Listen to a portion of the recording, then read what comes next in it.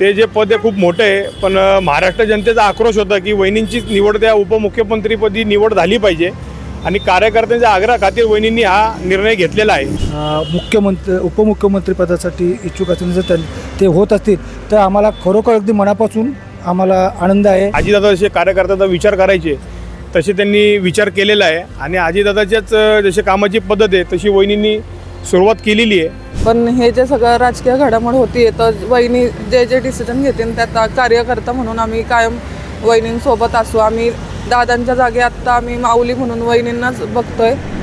राज्याचे उपमुख्यमंत्री अजित पवार यांचं दुःखद निधन झाल्यानंतर या पक्षाची धुरा कोण सांभाळणार, कोण उपमुख्यमंत्री होणार, अर्थखातं कोणाकडे जाणार, ह्या सर्व चर्चांना पेव फुटला. मात्र आज चौथ्या दिवशी त्यांच्या पत्नी सुनेत्रा पवार या उपमुख्यमंत्रीपदाची शपथ घेत आहेत.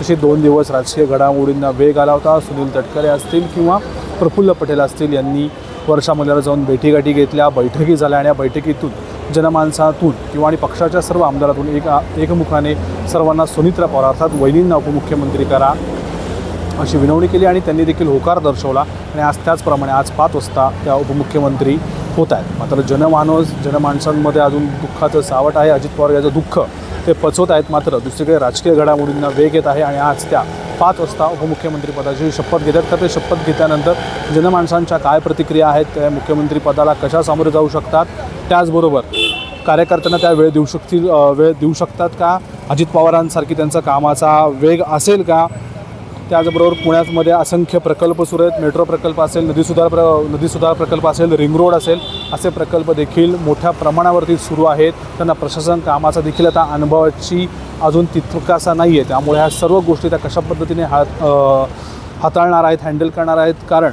एकीकडे त्यांची प्रशासक कामाचा अभाव म्हणण्यापेक्षा त्यांना तो अनुभव नाही आहे. त्या सक्रिय राजकारणामध्ये आत्ता पहिल्यांदाच पाऊल ठेवत आहेत. सामाजिक कार्यातून त्यांनी आपला ओळख ठसा उमटवलेला आहे. नुकतीच राज्यसभेवर देखील त्यांची नियुक्ती करण्यात आली होती. मात्र अजित पवारांच्या आकस्मिक निधनामुळं त्यांच्यावर आता उपमुख्यमंत्री पदाची जी आहे जबाबदारी आहे आणि पक्ष वाढवण्याची आणि पक्ष एकजूट ठेवण्याची आणि कार्यकर्त्यांचं मनोबल वाढवण्यासाठी त्यांना ही जबाबदारी आता ही घ्यावी लागणार आहे. आज 4थाच दिवस होता अजित पवारांना जाऊन पुण्यातील पक्ष कार्यालयाच्या बाहेर आहोत. याच ठिकाणी सर्वत्र शुकशुकाट आहे. कार्यकर्ते देखील अजून त्या दुःखातून सावरत आहेत. मात्र नेते हे प्रॅक्टिकल असतात आणि सर्वसामान्य जनता ही भावनिक असते, असं कुठेतरी चित्र आता राज्यामध्ये पाहायला मिळते. मात्र सुनेत्रा पवार जर ह्या उपमुख्यमंत्री होत आहेत तर जनमानसांना काय वाटतंय, त्यांच्या काय प्रतिक्रिया आहेत, जाणून घेऊयात. नमस्कार, मी रत्नाकर खेराडे. मी सांगू इच्छितो की दादांच्या पाठीमागे जर सुमित्रा वहिनी उपमुख्यमंत्री पदासाठी इच्छुक असतील जर ते होत असतील तर आम्हाला खरोखर अगदी मनापासून आम्हाला आनंद आहे आणि त्यांनी व्हावं हीच आमची इच्छा आहे. नमस्कार. का पडायचं? बाकीचे पण मोठे चेहरे होते पण वहिनी नाही, आता कसं आहे, कोणतरी वारस दादांचे वारस म्हणून कोणतरी असतील तर आम्हाला बरं वाटेल हीच आमची इच्छा आहे. घाई असं नाही, म्हणजे व्हावं ही आमची इच्छा आहे. कसं निर्णय घेतलेला आहे, काय वाटतं? वहिनींनी जो निर्णय घेतलेला आहे तो कार्यकर्त्यांच्या भावना आहे आणि महाराष्ट्राच्या भावना आहे आणि कार्यकर्त्यांच्या आग्रहाखातीर वहिनींनी ही शपथविधीला होकार दिलेला आहे आणि कार्यकर्त्यांचे मन नाही दुखवले पाहिजे या गोष्टीचा वहिनींनी अजितदादा जसे कार्यकर्त्याचा विचार करायचे तसे त्यांनी विचार केलेला आहे आणि अजितदादाच्याच जसे कामाची पद्धत आहे तशी वहिनींनी सुरुवात केलेली आहे आणि महाराष्ट्र जनतेला ते न्याय देतील अजितदादाप्रमाणे. हे सगळ्या आमच्या कार्यकर्त्यांना अशी भावना आहे. काय वाटतं, निर्णय घेण्यासाठी घाई केली असं बऱ्याच लोकांचं म्हणणं आहे. वाटतं तुम्हाला घाई झाली? नाही, घाई झाली असं आपण म्हणता येणार नाही. ते जे पद आहे खूप मोठं आहे, पण महाराष्ट्र जनतेचा आक्रोश होता की वहिनींचीच निवड त्या उपमुख्यमंत्रीपदी निवड झाली पाहिजे आणि कार्यकर्त्यांच्या आग्रहाखातीर वहिनींनी हा निर्णय घेतलेला आहे. जे झाले ते खूप भयानकच झालेले. म्हणजे आम्ही अजूनही सावरू शकलो नाही कार्यकर्ते की दादा नाही आहेत आणि दादा आम्हाला वडिलांच्या जागी आणि वहिनी कायम आईच्या जागीच आम्ही वहिनींना बघत होतो.